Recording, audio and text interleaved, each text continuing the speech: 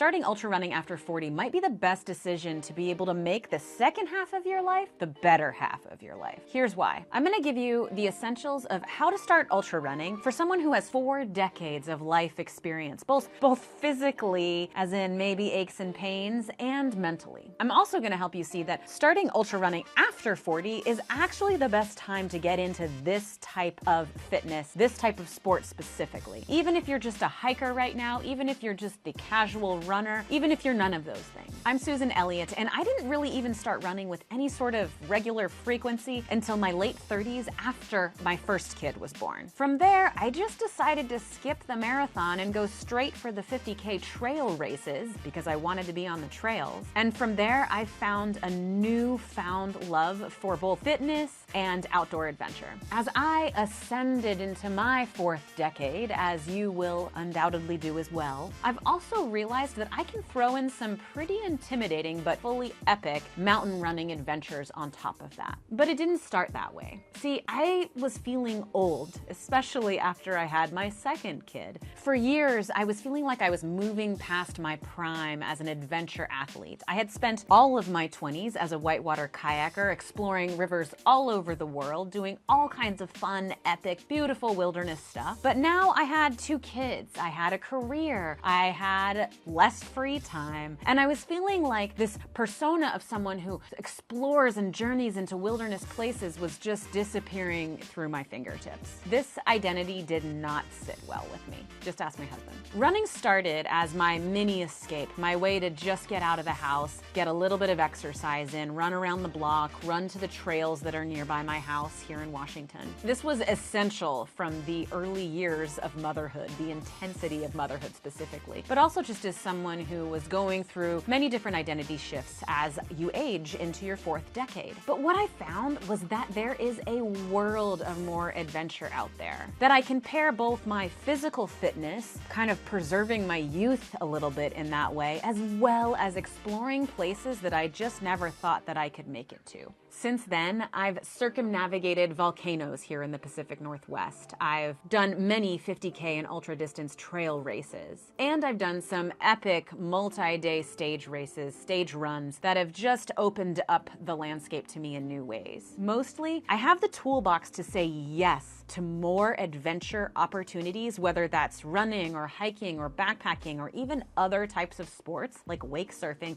because of the fitness, because of the training that I've done as an ultra runner. That's the thing about outdoor adventures. There is always more to explore and experience even as we age. And I think ultra running is one of the most attainable and rewarding forms of outdoor adventure, especially for people over 40. So how do you start ultra running after 40? First, you really need to believe that age 40 is a great time to start. And you can start from anywhere, I promise, even if you're not currently a runner.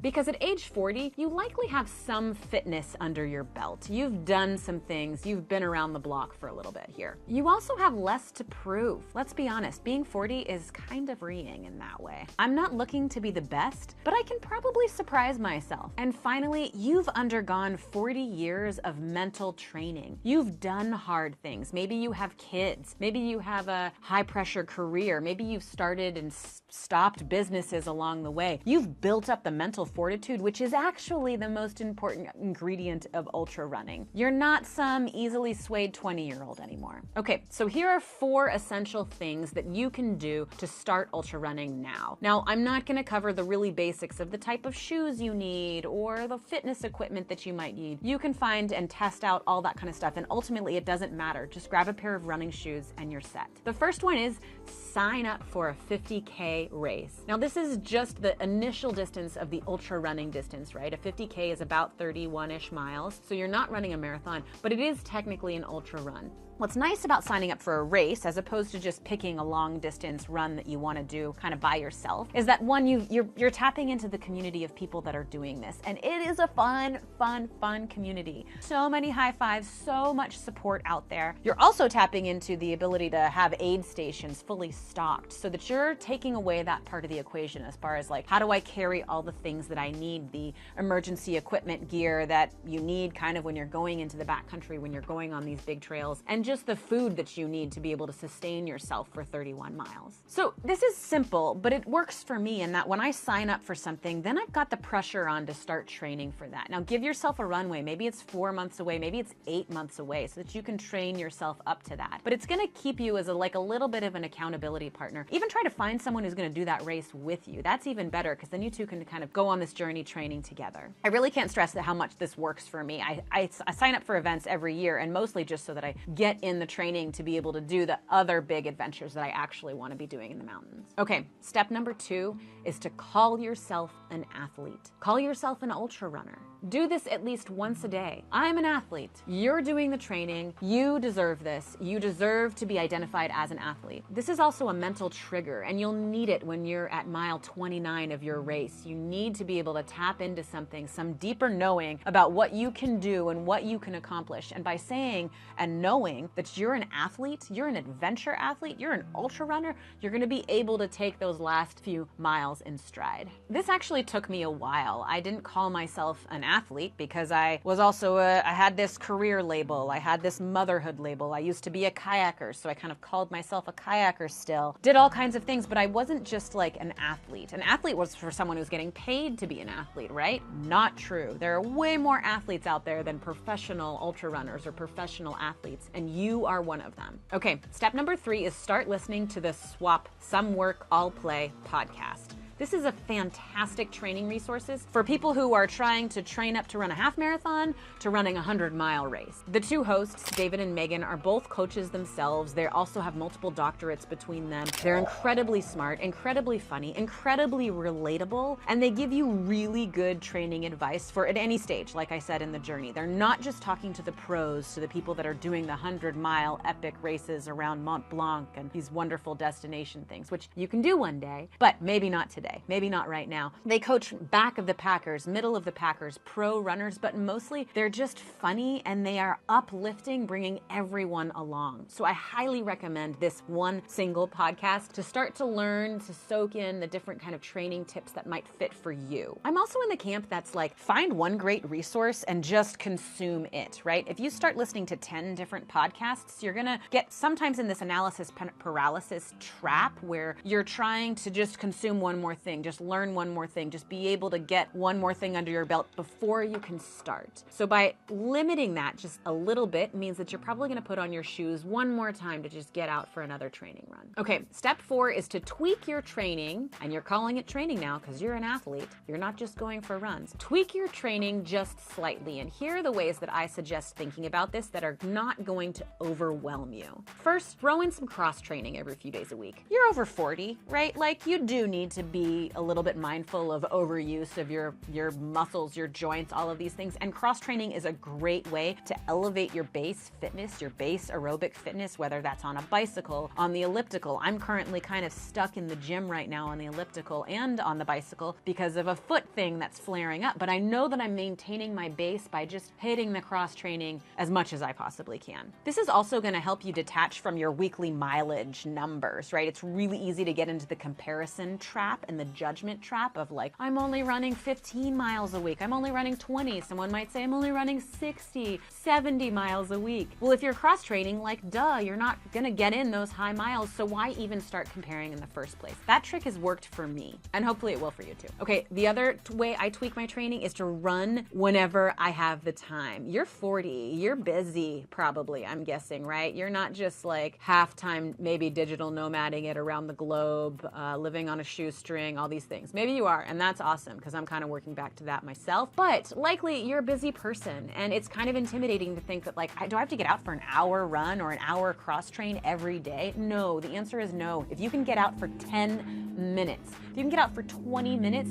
your body is loving that frequency. That is how you start to train the mechanics of your body to be able to run more miles. You're also getting really good practice about just saying yes, just getting out the door, just putting on your shoes and walking out and starting to trot down the street. And that is the hardest part of this. So if you get in the habit of practicing this like little tiny hard things as you go, you're going to be able to do a really big hard thing a lot easier than you think. Okay, the third is to just eat more. Tweak your training, Food is training. Eat more. I can't stress this enough because you need those calories to be able to recover. If you go for a long run on the weekend and you aren't able to consume as many calories as you can on the backside, you're actually not going to heal up from that run and be able to do your next run as easy, right? This is like food doping, and you can do it too. The biggest training gains are going to be found in these tiny ways, such as eating more. But mostly for us, who are over 40, right? We need it to recover faster. And the final one to tweak your training just slightly is to slip in little mobility movements, slip in little strength routines, all of that kind of stuff just into the little free spots during your day. I'll give you an example of how I do this. My son, he's 2, the younger one, wakes up at 5 a.m. every day. This has kind of ruined the 5 a.m. like blissful morning routines. Like I'll just sip on a cup of coffee. Out here on my porch and listen to the birds in the morning.